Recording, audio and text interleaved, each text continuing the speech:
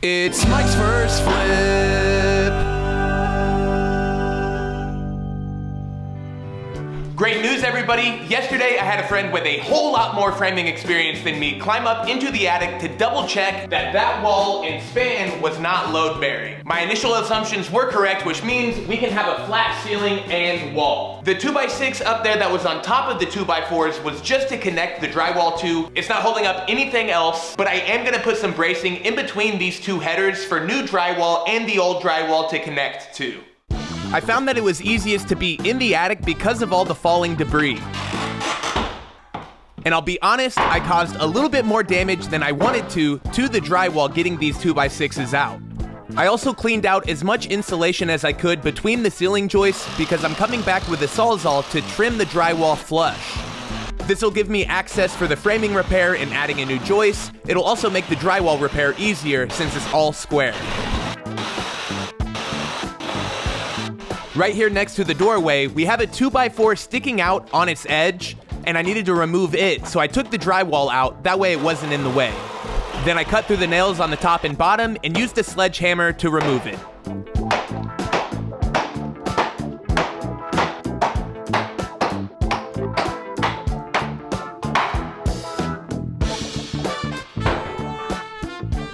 And this insulation is perfectly fine, so I'm gonna bag it up, and then once we get this repair done, I'll throw it back up there.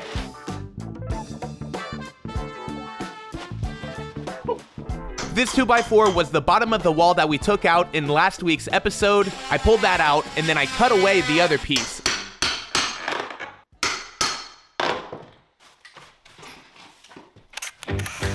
I went to Home Depot and I picked up a long 2x6, and I'm basically throwing in a new joist and connecting it to all of the strong backs running through the attic. It was really convenient that I could nail directly to this roof rafter. It also helped with alignment. And fair note for Ryobi here, I just needed to turn the nail gun up, and I hadn't done that yet. That's why the nails didn't sink that great. I wanted to make sure that this 2x6 would sit flush with the other existing 2x6s, so I made sure to clamp the joint before I threw in nails. I also put in a new stud underneath the joist. Even though this isn't really load bearing, I wanted to make sure that the wall will never flex if it does end up taking any kind of weight. And this 2x2 will make sure that I have a good, clean drywall corner that isn't fragile. Here, I'm using a few 2x4s to span across the new joist and the existing ones, just to make sure all of my drywall is gonna sit really flat across the old and new boards. And once that was in, everything felt super sturdy. A lot of the old drywall had pried away from the ceiling joists, so I reinforced those.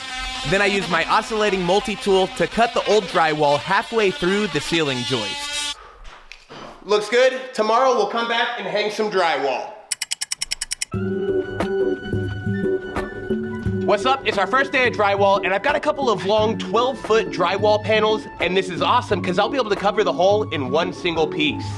I've done a lot of drywall repairs in my life, but I haven't hung a lot of full-size panels. If anybody's got good advice for things you see me doing wrong, make sure and leave those down in the comments because I've still got more drywall work to do on this renovation, so you'll see me improve as we go.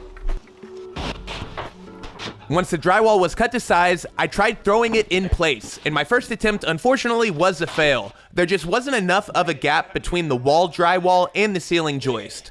So I grabbed the multi-tool and I cut a little bit of drywall away. Okay, here we go. And I'm happy to report that the second attempt was successful.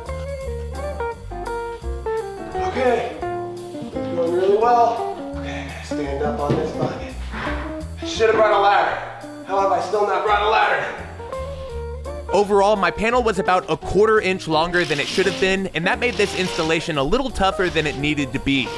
I had to use the multi-tool to trim away just a little material on the corner, but it fit, thankfully. We're there! Okay, so now I'm gonna go through, get screws in, and sync everything up.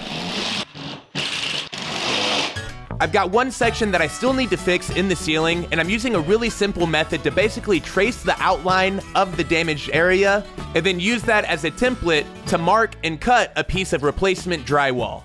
Getting a curvy edge like this wasn't too difficult. I started by just cutting one straight line across the highest point, and then chipping away at it, taking chunks at a time. I installed this with screws. I also added a little bit of wood support behind the drywall. That way I could screw the high point of this patch in as well. And really quick, I'd like to give a big thanks to the sponsor of today's episode, Squarespace. If you need a website, an online store, or just a custom domain, Squarespace is your one-stop shop. And the best part is you need zero website building experience. Squarespace's designer templates look great on desktop, tablet, or mobile no matter where customers find you, and they are packed with tons of great features like no limits to the number of products that you can sell using a Squarespace store, Squarespace's Video Studio mobile app that allows you to create high-level professional content for your website and social media, and do not forget member areas where you can package premium content behind a paywall, charging your members a monthly subscription fee. So to learn more, make sure and follow my link down in the description. That is squarespace.com/modernbuilds, where you can build out your entire Squarespace site before entering any of your credit card info. And then when it's time to make your website live, don't forget to use my code ModernBuilds for 10% off your first site, store, or domain through Squarespace. Thanks again to Squarespace. Now let's get back to this renovation. Now it's time to cover up the walls, and here I'm just using that same multi-tool with a straight plunge blade to cut an area out for the outlet to fit into. I used a level to make sure that the edge of the panel was plumb, and then screwed everything in. Next, I'm cutting 2 thin strips of drywall for either side of the closet. I tried cutting this one away from the panel on its edge. I didn't like that a ton, so I did the second one how I did it before, flat on the floor. And looking back on this footage, I probably should have used a straight edge whenever I was cutting the first side of the drywall with the utility knife. Either way, the pieces looked pretty good. I threw them in place and attached everything with screws. This repair couldn't be going any better, and now it's time to take care of that doorway going into the living room. This wall will be the TV wall. We'll cover up this doorway, and eventually I'll do some custom built-in shelving around the TV. We saved most of the good, straight lumber from demolition, and I'm using some of those 2x4s to frame up a little wall to fit inside of the doorway opening. I cut a top, bottom plate, and then 3 studs that are gonna be the vertical pieces. I laid everything out in the dining room floor and then nailed the pieces together, making sure that that center stud was centered. At this point in the video, I had still not figured out how to turn the Ryobi nail gun up, so I hammered in the nails. Let's see if this fits. I was pumped that everything lined up because I really forgot to test fit the pieces after I cut them, but it worked, so I threw in nails. That looks awesome. Next, I'm gonna cut a couple of pieces of drywall to cover that space, and then we'll work on taping and mudding all of those seams later. Throughout this video, I used a traditional utility knife, but I had some people let me know that a breakaway blade is really convenient because you've always got a really sharp edge whenever you're making cuts in drywall, so I'll leave a link to that down below. I'll also make sure to leave links to pretty much all the materials and supplies that I used throughout the whole video.